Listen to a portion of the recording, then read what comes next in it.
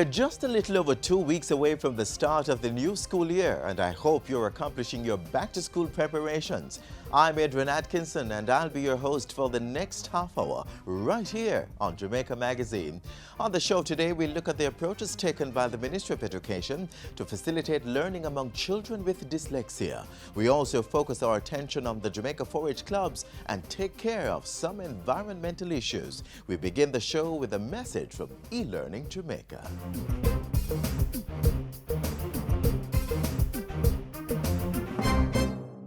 We have championed e-learning in Jamaica, provided state-of-the-art technology in over 200 educational institutions, developed materials for CSEC, piloted the Tablets in Schools project in 38 schools, including infant and primary, and trained thousands of teachers in technology integration. We are eLearning Jamaica Company Limited, ELJAM, an agency of the Ministry of Science, Energy and Technology. Visit our website, www.elearnja.org.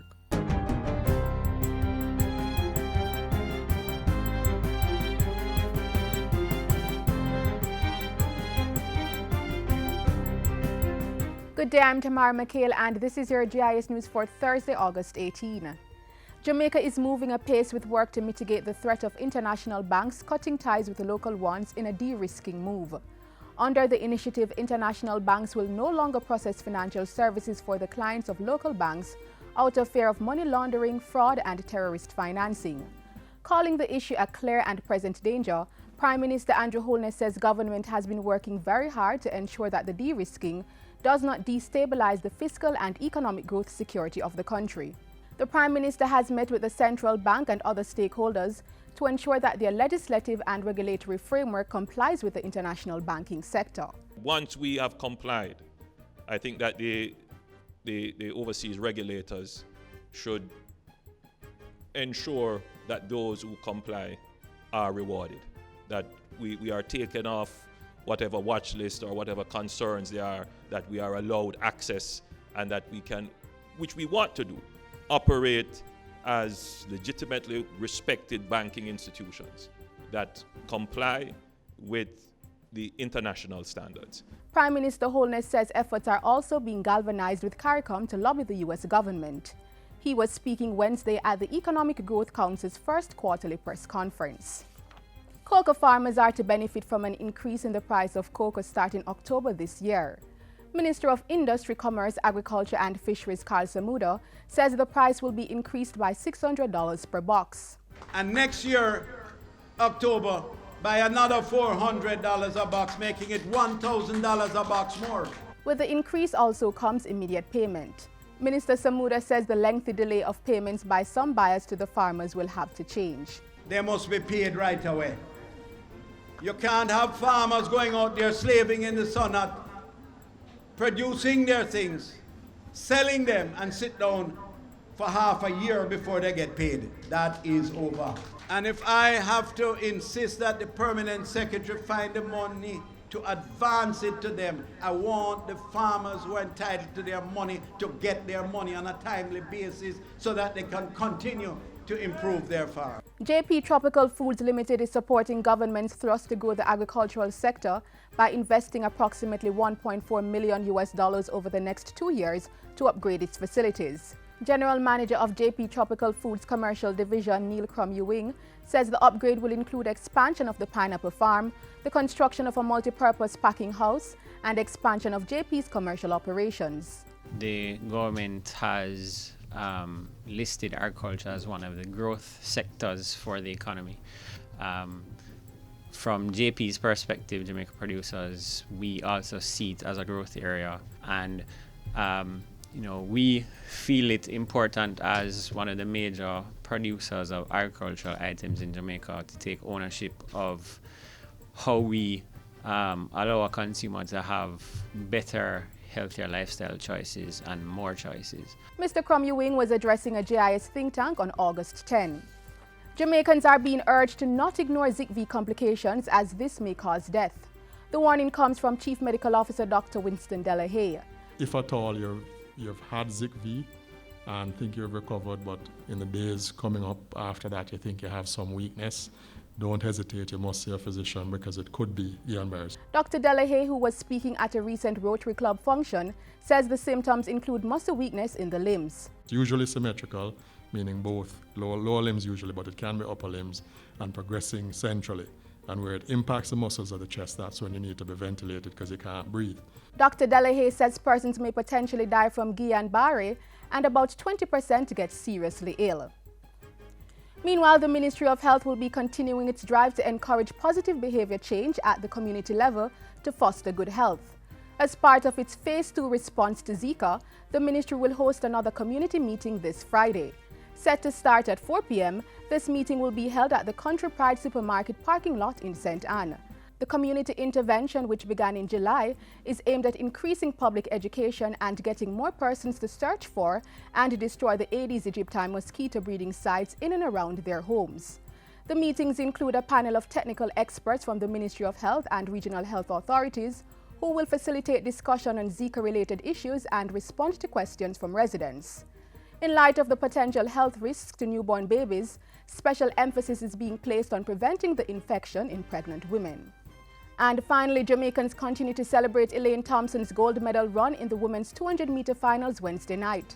The former Manchester High School athlete made history by becoming the first Jamaican woman to win gold in both the 100 and 200 meters at the Olympics, and the first woman to achieve the double in a single Olympic game since 1988. Sport Minister Oliver Grain says the feat has put Thompson among the greats. Minister Grain says credit must also be given to our local coaches, to our athletic system, and to everybody who has played a role in the tremendous success of Elaine and the other Jamaican athletes. And that's it for JIS News today. I'm Tamara McHale. Thanks for watching.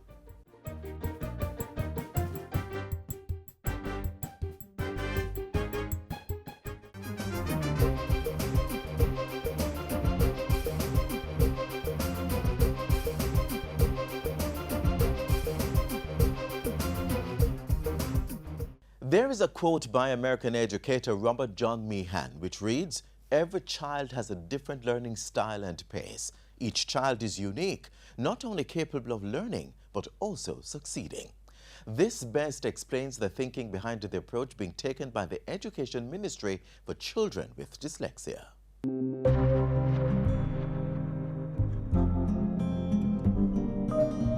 When we hear the word dyslexia, what comes to mind?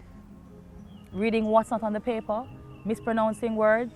Well, that's true, because dyslexia is a disability which involves difficulty in learning to read or interpret words, letters, or symbols.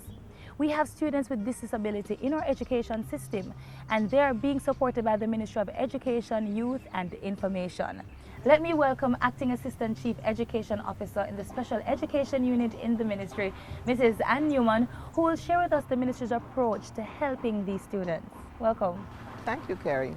All right, so many persons have the perception that persons or students with dyslexia are dunce. Please clear that up for us. Well, we never, in educational circles, we don't use the word dunce. We should try not to, because persons who have specific learning disabilities are persons who are of average or above average intelligence. That means they have the capacity to learn, problem solve, and do whatever they want to do in terms of a profession. But they have a processing disorder. And dyslexia speaks to a processing disorder that affects their ability to interact with written print and the spoken word. Okay, so how can we actually help these students? Okay, the first step in special ed is always diagnosis. So once students are not doing well in the learning of reading, then they ought to be referred for an assessment. And once the assessment is done, it will show what the child's strengths and weaknesses are. We do remediation by using their strengths to teach them, as well as remediating their weaknesses. So the assessment report will usually give recommendations and strategies that would best suit that child. Okay, so what's their learning style like? Okay, there's no one size fit all. As is the norm. Everybody has their own learning style. Some of us tend to be auditory learners, some visual, some kinesthetic. So we recommend that in a mixed class, teachers use a variety or a combination of those strategies.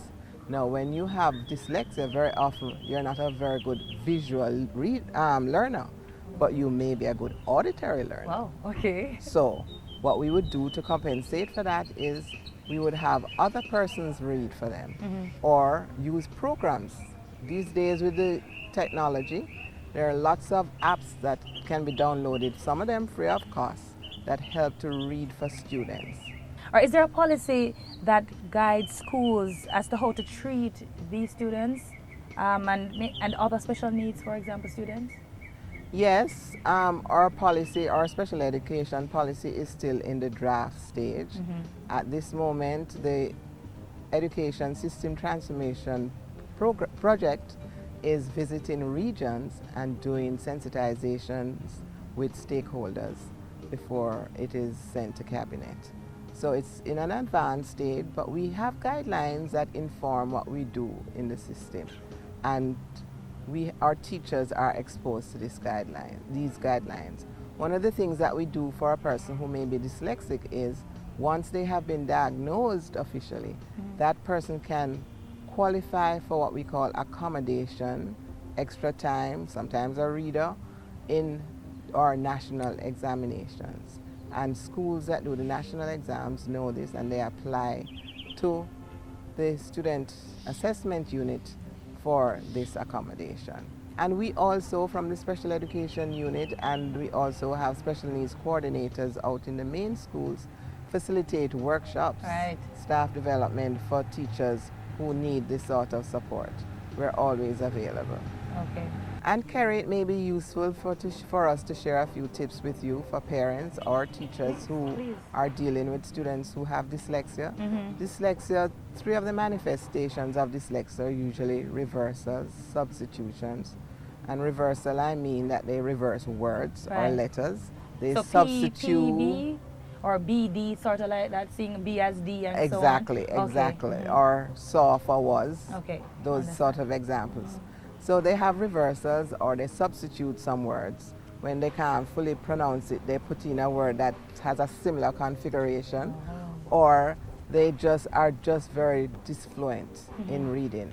And for them, it becomes a very frustrating exercise to learn to read. So a lot of students who are dyslexic become very frustrated with this process, this critical process. So some of the tips that we use with teachers, we say to teachers in a classroom, if you realize that you have a struggling reader in your class, never put them on the spot. Never ask them to read aloud in front of others, because it's just going to heighten the anxiety. But what you can do is do more peer reading with that student. So if you have a good reader, and especially if they're friends, and you notice I'm putting it in quotation because you don't want always to have friends together. But if you have a good reader in your class, you can assign that person to help read for that child so they're not always heard audibly. And then you can play a lot of games, because remember, the person is of average or above average intelligence. So if you converse with them, you would never detect that they have a learning difficulty. So do more things, use their strengths, so their auditory skills, conversing with them, and having them access information through tapes and that sort of thing is very helpful for a child who may be having a learning disability. And of course, we're in the technology age, using the technology as I earlier suggested. Oh, those apps and so on that you mentioned. Yes, the apps, yes. Okay, yes. Thank you so much. Important tips for us to use. And when I say us, I mean parents, teachers, friends. Thank you again, Mrs. Newman. You're most welcome. It was my pleasure. Okay, thank you.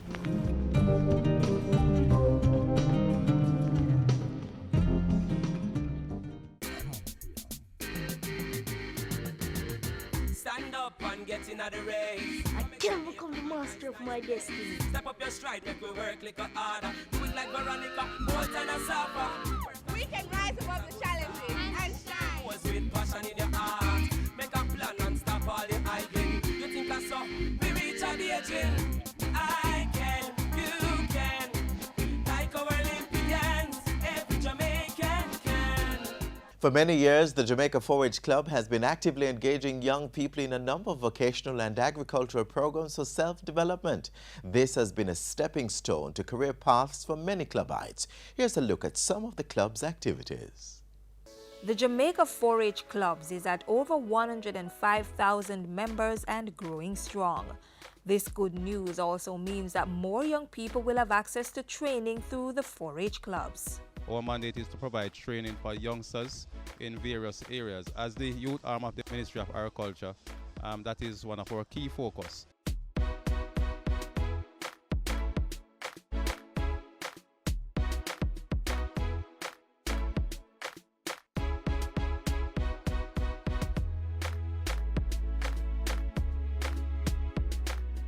With the majority of its membership in schools, the Jamaica 4-H Clubs has been engaging students in both theory and practical skills in many areas. These include the care and management of livestock and small ruminants, agricultural production, agro-processing, home economics, hospitality, clothing and textile, and even aspects of engineering. All this is geared at preparing the youngsters to take on just about any career that may be connected to agriculture. Take, for example, Sosna, who is involved in poultry care and management. She believes the training by the 4-H clubs provides a critical platform for achieving her goal. At this point, I'm in grade 10. I do agriculture science, my career choice is an health inspector. So it's really going to help me to be what I want to be and be productive and successful in everything that I do. Poultry care, production management teaches you a lot of things. You know how to label the chicken, you know the different diseases that can affect your chicken. In addition, she learns how to build a poultry house, how you feed them, and how to document data and manage records. So by the time she's ready to inspect a poultry farm, Sosna will know what to look for. For instance, going out into the working field, you see the poultry, you go there and you say that they are not they are not performing good sanitation, so therefore at that point you know the different measures you can take, and you know that yes, that is not right and those stuff, so you can tell them and give them that good explanation about it. Other 4-H clubites believe that the level of training helps to bring more clarity to their schoolwork. It helped me a lot in my agriculture work and to improve and know about farm animals. Pertaining to the areas of science, I think it will help them when the teachers touch on that topic. Staying true to its mandate of providing training, the Jamaica 4-H Clubs has also encouraged and facilitated the formation of 4-H community clubs. Young people leaving school are channeled here to further sharpen their skill sets. Meanwhile, those with academic potential are streamlined to tertiary institutions such as the Ebony Park Heart Academy, College of Agriculture, Science and Education, or the Nakalva Agriculture School. This is facilitated by way of grants and bursaries. Between 2014 and 2016, 107 agriculture scholarships were issued under the Rio Tinto program. I commend the Board of Trustees of the Rio Tinto Foundation for, in the last 3 weeks, doubling the resources to provide agricultural scholarship for young people. And what this means, we will be offering a lot more than 107 scholarships. Clubites are urged to get involved in the Youth in Agriculture initiative, as this is a prerequisite for scholarships. Information can be obtained at 4-H Clubs parish offices. And for those going straight into farming, they will also be provided with input support for agricultural enterprises and cottage industries. The 2014 to 2016 period also saw some 640 youth from rural communities being trained in heavy equipment operations, small equipment repairs, housekeeping, and apiculture. They were all certified by the 4-H clubs and Heart Trust NTA, with many of them taking up jobs in Canada, other overseas programs. For training opportunities, we set a target of 210,000. We are currently at 313,000. So we have exceeded our target by far. it is crucial for us to use the tool of youth entrepreneurship to provide opportunity for young people to escape the chains of poverty and crime. Yes, the Jamaica 4-H Clubs also engages its members in public speaking as part of the holistic personal development program. There is also drama. Anyone tell what this is? Yes, pumpkin! My grandma had a farm. She plants many fruits and vegetables on it. Table setting, towel folding, and so much more. Here is what the youngsters have to say about the 4-H clubs. It's a fun club and it teaches a lot of things about life, and it also helps you to build self-confidence, bring you out into the world and let you explore the world. It teaches you a lot of stuff about agriculture, home department, your hands, your health. Yes, and it expounds on everything that you do in this world. It can carry you forward agriculture-wise. I like what 4-H is doing in Jamaica. And in the words of 4-H Club's Executive Director Ron Blake, the training is building a cadre of youngsters who are empowered towards good citizenship. Having the appropriate value for vocational skills. And most importantly, they are seeing agriculture as a viable career option.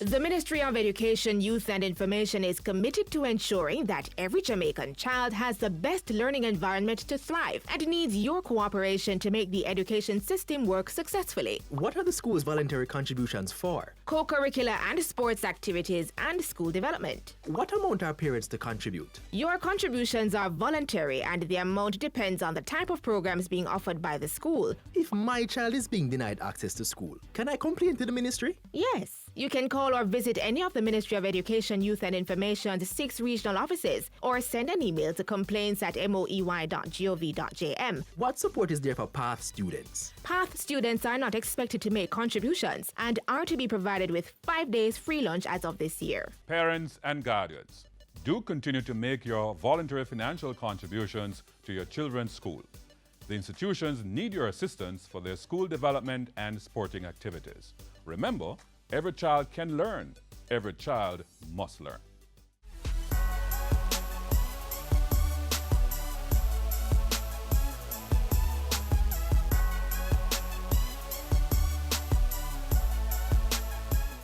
Up next, how we can address environmental nuisances such as dust and water pollution with advanced technology.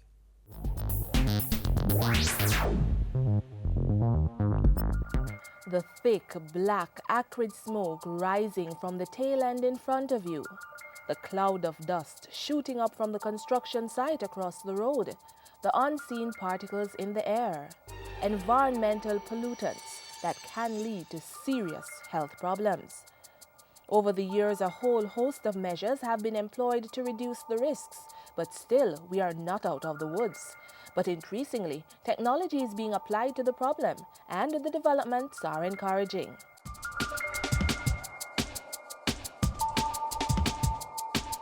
People who are exposed to pollutants in the environment can have different types of reactions, depending on the level of exposure, like the time and duration. So the effects of pollutants have prompted the government to draft new public health regulations. One particular piece of legislation in the works, targeting cigarette smoke, represents a major step forward in discouraging smoking in public places. We must bear in mind that every health impact has a cost related. For some of them, studies will have to be done to determine the exact cost on each health outcome. At Green Expo 2011, where the focus was on environmental protection and preservation, firms displayed the latest technology to help clear the air, literally.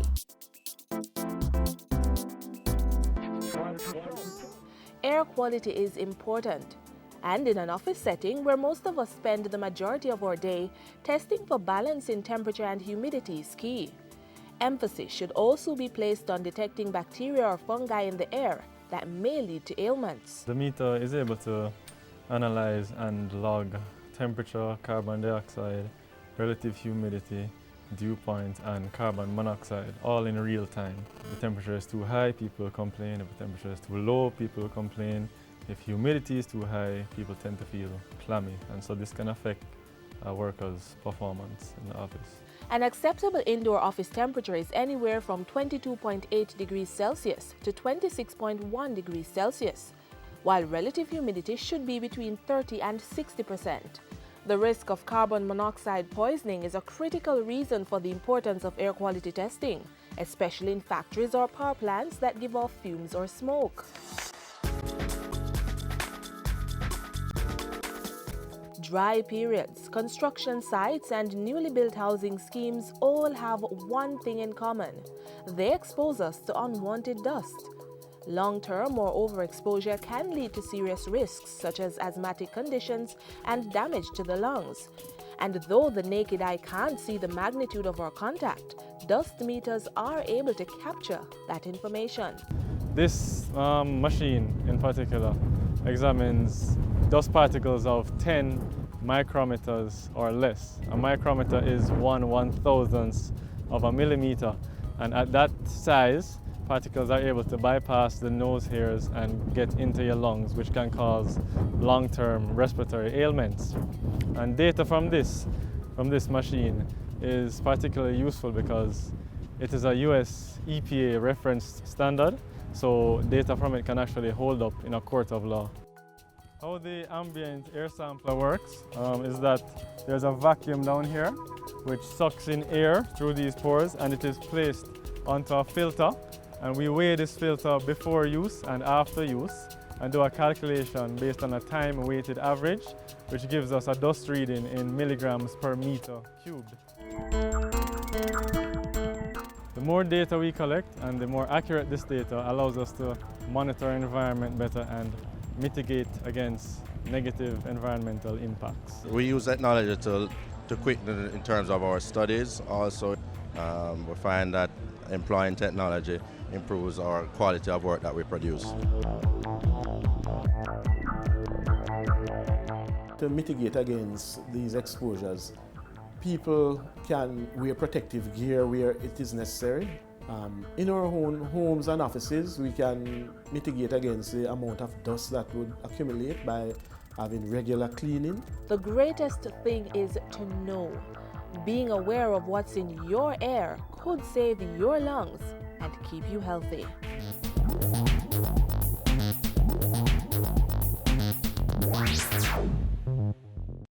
Keep we island clean, so clean. From the peaks to the beach, so clean. No dirty up Jamaica, please don't do it. Keep we island clean, so clean. From the peaks to the beach, so clean. No dirty up Jamaica, please don't do it. No dash no paper, no dash no plastic. Dispose your garbage responsibly. No know how to recycle, learn it quick. And if you drop it, better pick up every piece of it. Plastics last forever, don't forget the bits. Cause when them touch the street, them end up in the sea. Collect pan the reef where they fish them feed. And when you want seafood, I eat your Keep eat. we island clean, so clean. From the peaks to the beach, so clean. No dirty up Jamaica, please don't do it. No dirty up Jamaica, no dirty up Jamaica, no dirty up Jamaica, no dirty up Jamaica.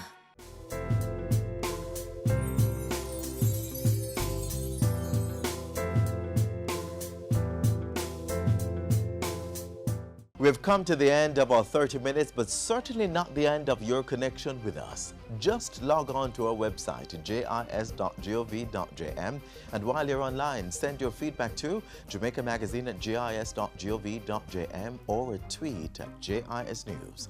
On behalf of the entire production crew, I'm Adrian Atkinson. Walk good.